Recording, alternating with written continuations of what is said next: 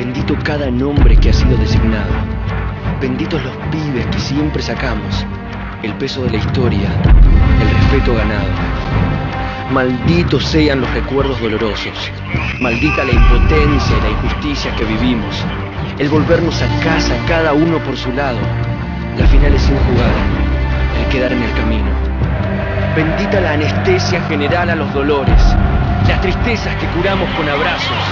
Las gargantas que se rompen por los goles. El sentirnos los mejores por un rato.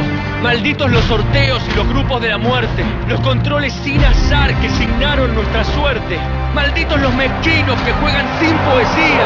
Los que pegan, los que envidian, los que rompen y lastiman. Bendito sea el orgullo con que entramos a la cancha. El potrero y la pelota no se manchan.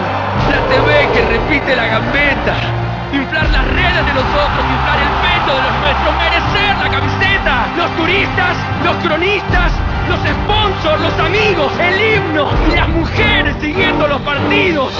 Bendita las cábalas que dan resultado, las risas y el llanto que guardaremos tanto.